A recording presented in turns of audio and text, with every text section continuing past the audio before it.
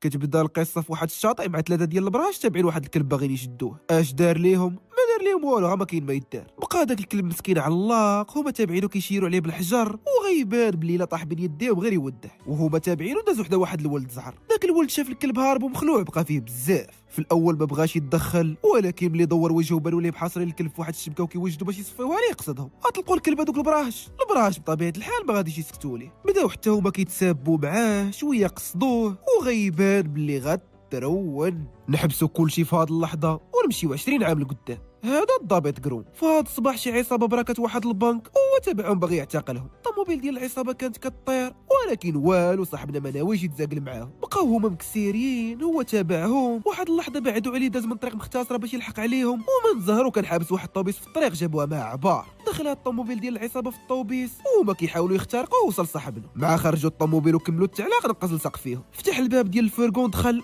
وما حط رجلو لداخل، دار ليه واحد ديك باك، صيفط ليه قرطاسه للكرش، وانا لله وداد احمد.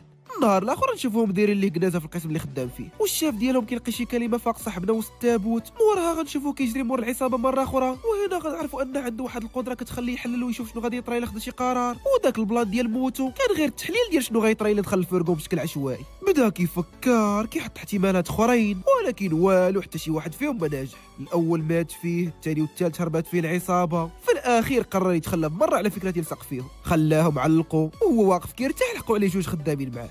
صاحبنا كان غيموت بالعطش، خدام عندهم قلعه المرقد عليها وكمل الجري. من بعد مده ديال الطريق خرجت العصابه في واحد البراج ديال البوليس، حساب لك غيوقفوا ولا غيديروا دومي تور، ترى ما كاين غير كسيري تعيش فلاني تموت. عطاو الفرقون اللي في قلبها، بداو قاصدين البراج وحتى قربوا يدخلوا فيه، وكتسمع ديك تشاخ. جا فيهم قروم بواحد الكاميون ديال الزبل، شقلبهم بالفرقون ديالو، قدر يوقفهم، ولكن اللي بغى يحبس الكاميون ما بغاش يحبس ليه. في نفس الوقت يكون القائد ديالو كيحضر لواحد الاحتفال دايرينو بمناسبه قدروا يخفضوا معدل الجريمه في السنوات الاخيره، وهو كيلقى عليهم واحد الخطاب، هز راسو بان ليه قروم دافع الفرقون ديال العصابه وقاصدهم. الشاف ديالو ضرب عليه رباط طاهر، تفركت ديك الجقله. جا صاحبنا في التيمتال اللي داروا القائد ديالو، رول المدينه كامله. من بعد مده طويله هو كيتقاتل مع داك الكاميو، اخيرا قدر يوقفوا، غير هو الشاف ديالو كان كيبان ساخط وما غاديش يدوزها لي. الصباح غنشوف واحد سميتو دوبي داخل لمقر الشرطه، يلاه تخرج مؤخرا من المعهد ديال الضباط وجا لهذا القسم ستاج. رحب به واحد من الضباط، بدا كيعرفوا على القسم، هو كيدير هذا الشيء، كان مره كيطلعها عليه. في القسم بانوا ليه اشكال وانواع ديال الناس،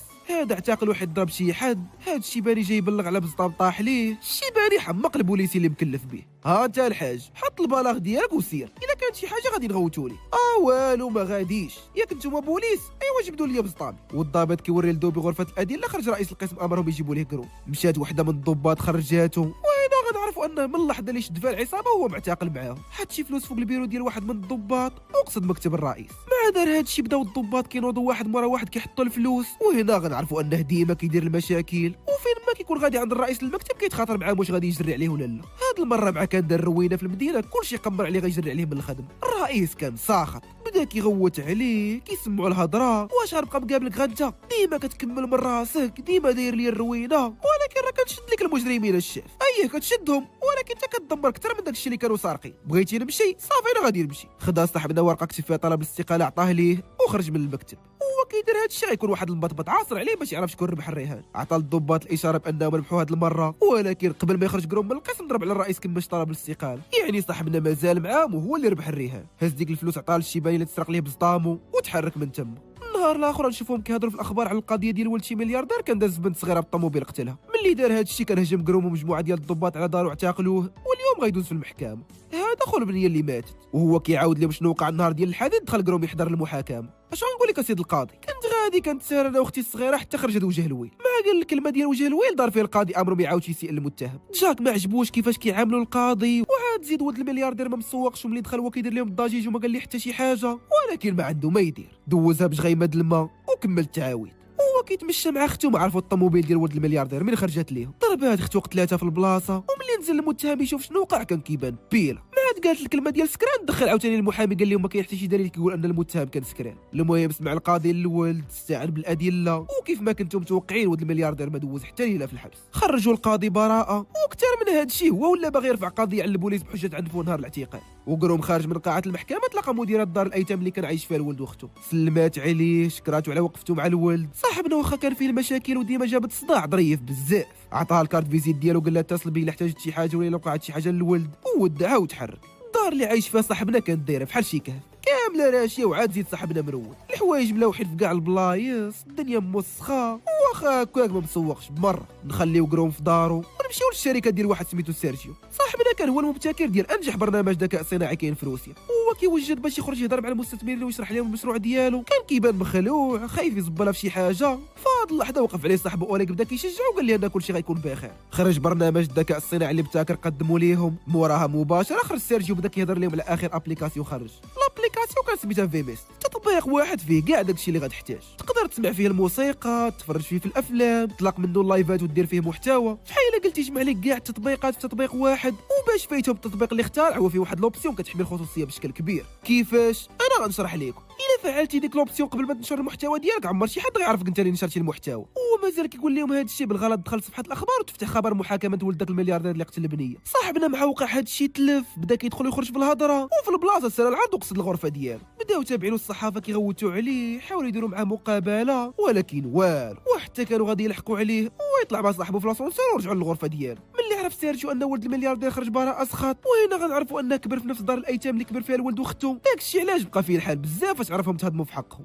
في الليل مشى قروم يتعشى في دار الشاف ديالو، بداو كيديو ويجيبوه في الهضره، كيضحك معاه هو ومراته. وهنا غنعرفوا انه بالرغم من المشاكل اللي كينوضوا بيناتهم في القسم كانوا في حي العائله وحده. الرئيس ومراته حاطينه في المرتبه ديال ولدهم، وهو كيعاملهم بحال والديه وكثر. وما كيتعشاو وكيضحكوا مع بعضياتهم. اتصلت به المديره ديال دار الايتام قالت ليه الولد خرج، سولها كيفاش كانت الحاله ديالو واش قال شي حاجه. قالت ليه مؤخرا كان كيبان ساخط على داك اللي قتل اخته وشاك كانه مشى ينتقم منه. ولد الملياردير في دارو جمع ليه واحد ضرب القناع ديال اطباء الطاعون، عطاه قتله ديال الكلاب، وغيبان بلي ما غادي يمشي من هنا حتى يصفيها ليه. حاول ولد الملياردير يدافع على راسو ولكن داك الصاد كان قوى منه بزاف، وعاد زيد ضرب واحد اللبسه كتعاونو في القتال. ولد الملياردير شاف راسو ما عنده حتى فرصه قدامه وخص طوموبيلته، طلع كيجري ديماره، ولكن قبل حتى ما يتحرك طلق عليه المقنع العافيه من يديه، وكتسمع ديك بوم شعل العافيه في الطوموبيل فجره هو وياها، وانا لله وداد دحمه. وقروم جاي لدار ولد الملياردير يشوف واش داك الولد جا عنده ضرب على المقنع كيصفيها ليه. بدا كيفكر كيتخيل السيناريو اللي غيدير، ومع بال ليه نجح بدا التطبيق. هز حشره مشى كيجري شير على المقنع على الراس،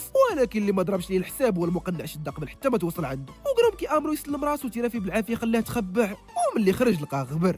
قروم من اللحظه اللي تلاقى فيها المقنع هو كيفكر في البلان، عيا يدور داك الشيء اللي وقع في راسو، عيا يحلل، والو مازال لحد الساعه ما فهم حتى وزه. عطى الاوصاف ديالو للرسامه اللي في القسم، ولكن حتى واحد فيهم ما قدر يرسم شي حاجه واخا غير قريبه ليه. طبيعه الحال المتهم الاول في قتل ولد الملياردير غيكون هو هذاك اللي قتلات اخته. وقروم في المكتب ديالو وقف عليه رئيس القسم قال ليه اعتقلوه. صاحبنا سمع هذا الشيء في البلاصه جمع الوقفه، وما قاصدين غرفه التحقيق يشوفوه، لحق عليهم دوبي عطى لقروم واحد الرسم قال ليه رسموا فاش كان كيعطيهم الاوصاف. قروم شاف الرسم اللي رسم دوبي تصدم، تقريبا هو الوحيد اللي يقدر يحط شي حاجه قريبه للشكل ديال المقنع. خدا الورقه خلاها عنده وتجاك في غرفه التحقيق حتى دخل عليه، بدا كيستجوبوا كيسولوا على شي لعيبات. ومع الخبره الكبيره ديال قروم قدر بسهوله يعرف ان ماشي هو اللي شاف البارح في الدار ديال ولد الملياردير. رجع للمكتب ديالو بدا كيدرس الادله اللي لقاو، كيشوف الصوره اللي رسم دوبي. دوز النهار كامل خدام على القضيه ولكن ما وصل حتى لشي نتيجه. ملي بان ليه مشى الحال جمع كاع داكشي اللي وصل ليه في واحد الدوسي وتحرك في حاله. وهو داخل الحومه ديالو ضرب على جوج مدورين شي بنت، واحد حيد ليها الصاك، الثاني بدا كيحاول يتكرفص عليها. صاحبنا حتى هو كان خاصو غير معامل، جا في الاول بوحده لوجه طيحو، داز للثاني طيحو حتى هو، وعطى البنت تشد ليه الساندويتش ديالو وشبك فيه، عطى الحبه مقتله ديال الكلاب، وخداها معاه للدار يعالج ليه واحد الضربه كانت عندها في رجلها. واش غنقول لك اودي الحاج ماطيش حيد ما كاين ما نقول لك رمضان هذا. صاحبنا كان ظريف معاها بزاف،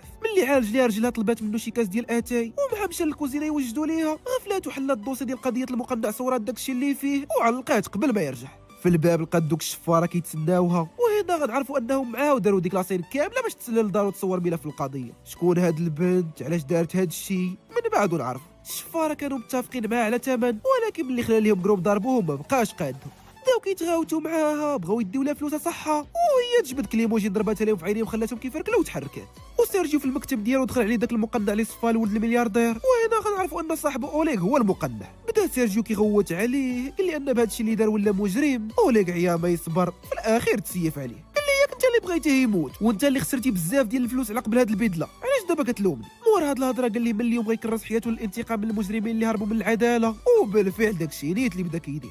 ولد الملياردير قصد مديرة واحد البنك دات بزاف ديال الناس رزقهم، بقى عاصر على الموظفين حتى خرجوا ودخل كتفها وسط البنك. دار دار على كاع داكشي الغالي حرقو، حل الخزنه دمرها وعلق لها شي متفجرات في عنقها وتحرك من تما. ما حط رجلو برا تفعلوا دوك المتفجرات وكتسمع ديك بوم. صاحبنا ما وقفش عند قتل المجرمين، بل اكثر من هادشي فتح كونت في منصه فيماس باسم طبيب الطاعون، ولا كيطلق لايفات وهو كيصفى لهادوك اللي هربوا من العداله. ترى ما كاين غير كبيس. الناس تفاعلوا معاه بزاف، بداو الفيديوهات ديالو كينتشروا بشكل كبير، وشويه بشويه ولا واحد من اشهر المؤثرين في المدينه، وكاع الناس كيبغيوه وكيدعموه في داكشي اللي كيدير. الصباح غنشوفوا كروم كيحقق في قضيه مقتل مديرة البنك، وهو كيجمع الادله وقف عليه رئيس القسم واحد المحقق سميتو ستريغوف. اشنو واقع؟ ستريغوف صيفطوه من العاصمه ومن هنا للفوق هو اللي غادي يتكلف بالقضيه. صاحبنا سمع هادشي ما عجبوش الحال، وعاد زيد ستريغوف كان مستفز بزاف، وبغيت نديرك في فريق التحقيق، ولكن بشرط تبقى تجيب لي غير القهوه ولا احتاجيت شي حاجه نسخرك. كروم سخطات وهاد الهضره، وكان شويه خلي ضربوه، كل ما دخلش الرئيس وقفوه وخدها من تما. الرئيس باش يخليه ملاهي شويه ويبعدوا على قضيه طبيب الطاعون، كلفوا بمهمه البحث على شي اله تسرق وصيفط معاه داك دوبي يعاونو. صاحبنا حتى هو معاكس، حساب لي كيتخلى على القضيه بهاد السهوله. داز خدم معاه دوبي وقصد واحد الحومه كيعيشوا فيها غير العصابات. وجوه صراع معلم، هادوك اللي دازوا عليهم يعطوك الخبر. وصاحبنا داخل كلشي كان كيدير فيه واحد الشوفات، ولكن حتى واحد فيهم ما زعم عليه. قصد نيشان شي صال تما، دخل المكتب فيه تلقى واحد صاحبه، وهنا غنعرفوا ان هاد صاحبه كيدير بزاف ديال الحوايج خارجين على القانون، ولكن مع كيعاونوا فين ما احتاج لشي حاجه كيوقف معاه داير عليه عين ميكا. المبطبط ما كان عارف حتى شي حاجه على المقنع، ولكن واخا هكاك ما صيفطوش بلاش. جبد لي ورقه وستيلو كتب لي ليست باسماء اشخاص ممكن تكون عندهم شي معلومه وخلاها مشى ليهم. صاحبنا معاه كان عارفهم ما غاديش يعاونوه بالتي هي احسن، اللي وصل عنده كيخلي ضاربه. ها شد لقى، اجي انت كتعرف المقنع؟ لا. واش كتعرف؟ انعس. بقى كيدور عليهم ضارب بار بار، كازينو بكازينو، خلا ضاربوهم كاملين، استجوبهم كاملين، والو في حيله خوال ما في الرمله. كاع ديك التماره ما خرج منها بحتى معلومه على المقنع. ملي شاف هادشي اللي كيدير فيه غير مضيعه الوقت، امر دوب يرجع للمكتب يدير تقرير على داكشي اللي كلفهم به الرئيس، وقصد الشركه ديال سيرجيو يسولو، حيت كاع اللايفات اللي دار المقنع كانوا في لابليكاسيون ديالو. وسيرجيو ناشر الصور ديال الدرع اللي كيضرب المقنع، قالت ليه السكرتيره الضابط كروم كيسول عليه. صاحبنا سمع هادشي بدا كيقفقف، جمع دوك المخططات اللي قدامه حيدهم، وراه قال ليه تدخلوا. سلم عليه كروم، عرفوا على راسو، وبدا كيشرح ليه علاش جا عنده. المقنع ما كان مفعل ديك الخاصيه ديال حفظ المعلومات، ما يقدرش سيرجيو يعاونو يوصل ليه، وحتى كون ما كانش مفعلها بطبيعه الحال ما غاديش يقول ليه ان صاحبه اوليغ هو طبيب الطاعون. شرح ليه البلان، قال ليه ان لابليكاسيون ديالو كتحفظ المعلومات ديال الناس، وصدروا. رجع كروم للقسم، لقى دوبي كيتسناه، سولو شنو واقع، قال لي واحد الصحفيه كتعرض الرسمه ديالي في الاخبار وكتهضر على قضيه طبيب الطاعون. شنو هو؟ نشوف. خدا صاحبنا التليفون، شاف الفيديو، هنا غيتصدم ان الصحفيه هي نفس هذيك البنت اللي اعتقها من الشفاره هذيك الليله. عرف من دوبي ان سميتها يوليا، دخل للسيستم جبد العنوان ديالها، وفي اللي رجعت لدارها لقاتو جالس كيتسناها. ختنا شافته قدامها تصدمات، ولكن مورا تهدنات وجلست تهضر معاه حيت كانت عارفه ما غيدير لها حتى شي حاجه. امرها طلب منه السماح على داكشي اللي دارت، رفضات. ديك الساعه قال لها خلي لها واحد الكادو في الدوش وتحرك. ملي خرج مشات تشوف، لقاتو دمر لها اللابتوب ديالها وفزقو كامل. في نفس الليله خطف المقنع واحد عنده مكب ديال النفايات في المدينه، عياو الناس اللي ساكنين قراب ليه يتشكاو، عياو يحاولوا يحيدوا حيت دوك النفايات كيسببوا لهم امراض وكانوا السبب في موت بزاف ديال الناس، ولكن والو. فين ما كيوصلوا معاه للمحكمه كيجبد المسؤولين قويميله وكيخرج منها، ولكن مع المقنع هذه التاليه ليه كتفوه مراته وولده وسط المكب ديال النفايات، وشعل فيهم العافيه وتحرك. مور هاد الشيء اللي دار، الاخبار دارت بوم. الناس تقسموا لجوج ديال المجموعات، المجموعه الاولى كتدعمو في داك الشيء اللي كيدير، والمجموعه الثانيه حتى هي كتدعمو، غير هما ما عجبهمش الحال فاش شافوا الصفاح حتى لولده ومراته. بسبب التاثير ديال طبيب الطاعون انتشرت الجريمه بشكل كبير، كلشي ولا ضارب قناع في حاله وباغي يحقق العداله بيده. بسبب هاد الشيء بداو كيمشيو فيها ناس ابرياء ما دايرينها لا بيديهم ولا برجليهم. سيرجيو شاف الامور خرجت على السيطره، بدا كيحاول يقنع اوليغ يوقف داك الشيء اللي كيدير، قال لي انه بسببه ماتوا بزاف ديال الناس، وانهم بداو هاد الشيء باش يعاونوهم باش يكونوا السبب في موتهم، ولكن اوليغ في حيله ولا مدمن على القتل وجاه صعيب بزاف انه يوقف. هاد الليله غتكون منظمه واحد الحفله غيتجمعوا فيها كاع الاغنياء ديال المدينه، باختصار كاع كروش الحرام اللي كيقلب عليهم المقنع غيكونوا تما. صاحبنا ما عرف هاد الشيء، ضرب ليك واحد الكوستيوم طنطن وصلت للحفله، وانتم على كروم عاوتاني، حنا راه ماشي خايبين، راه غير الفلوس اللي ما كاينينش. وهو كيتسركل في الحفله تلقى يوليا، خدنا فين ما كانت شي بلاصه غتجبد منها المعلومات كتلقاها فيها. واش كديري هنا؟ واللي جابك جابني، ودابا غتهدر حسن ما يصدقوا مزرين علينا بجوج. وصاحبنا جارها برا ضرب على واحد الحارس كيشوف فيه، هو يطلقها وضرب راسو كيشطح معاها. الامور كانت غادا مزيان، كلشي هو هذاك شويه حتى تفرع الباب ودخلوا بزاف ديال الاشخاص ضاربين الاقنعه ديال طبيب الطاعون. ترى ما حطوا رجلهم لداخل، بداو كيخلطوا من الطرف، هازين في يديهم حديدات واللي وصلوا عنده كيكسلوا معاه. كروم عيا ما يصبر، ولكن واحد اللحظه بان ليه الشاب ديالهم غيضرب سيرجيو شي عليه بكاس طيحو وشبك فيهم. ها شد لقى، اجي انت هاك الفقيره تما. وسط هادشي وصل ستريغو وفرقه التدخل السريع وهما يعلقوا، فركتوا ديك الجقله، قدروا يسيطروا على الوضع، وكروم كيرتاح قدام الباب، وقفت عليه يوليا بدات كتصور. وقت التصوير هذا داك التليفون طير لها التليفون من يدها، هرسو وخلاها واقفه تما وتحرك.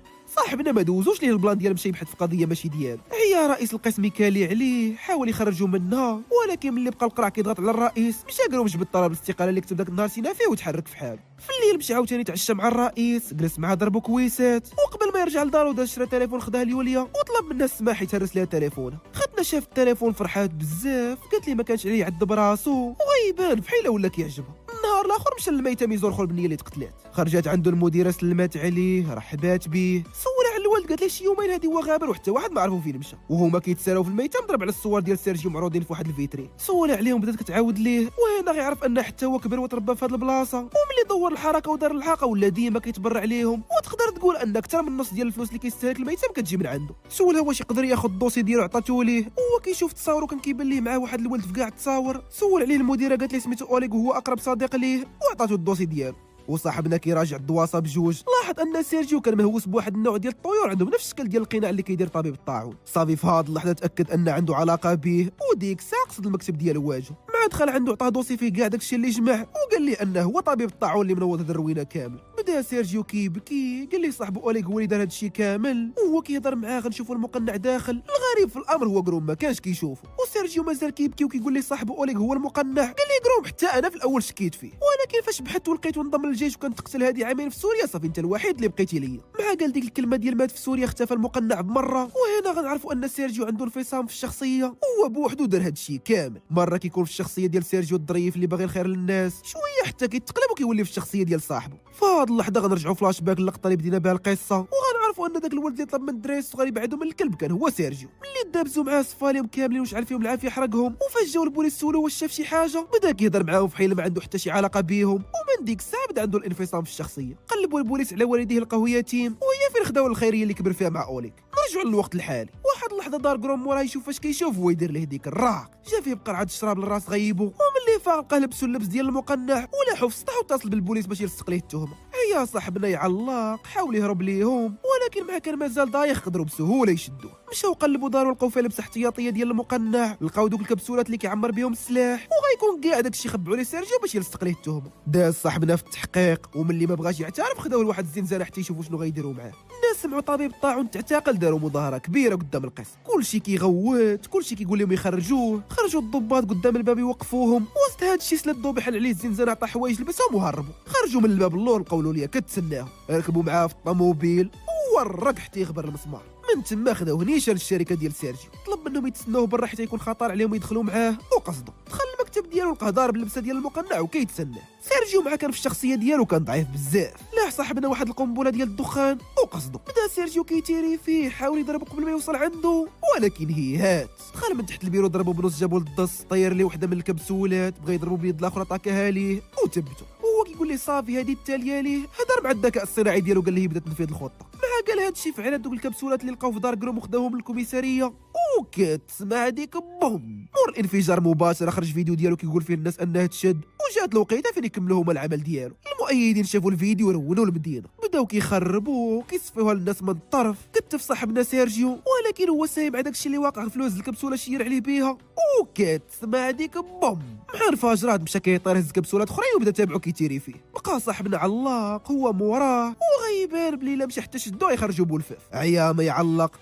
ولكن في الاخير قدر يحاصر نيش فيه. صاحبنا قال هذه التاليه ليه، ولكن مع بغى يتيري خرج دوبي تيرا فيه بواحد التيو ديال الماء فز ليه البدله كامله. مع دخل الماء البدله فزقات وما بقاتش باغا تيري. هنا استغل كروم الفرصه هزو وقصد الشرجم، كان عوالي يتلحوا وياه، ولكن في اخر لحظه دخلت يوليا ودوبي يشدوه. طاح الجهاز اللي كيتيري العافيه انفجر. هادشي ما بقى عند سيرجيو حتى شي سلاح، ضربوا عليه صحابنا بتكتيفه، مخرجينه من تما. لقاو رئيس القسم وفرقه التدخل السريع كيتسناوه. صاحبنا ملي شاف رئيس القسم فلت من الانفجار بغى يطير بالفرح، مشى كيجري عنقو، شكرو حتى هو على المجهود ديالو. والقرع كيقول ليه انه واخا شد المجرم كيبقى كان مطرود من الخدمه. دار ليه الرئيس ديك الراق، جا فيه بكروشي لوجه ساس ليه دروسو وتحرك من تما. قدروا يسيطروا على الناس، خداو سيرجيو لواحد السبيطار ديال الحماق، قروم استرجع البوست ديالو. وفي الاخير غنشوفوا هو وليا جالسين في السطح ديال دارو، وغيبان بلا يكملوا حياتهم بجوج.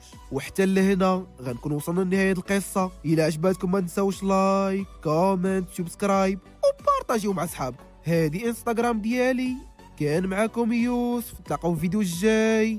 بيس.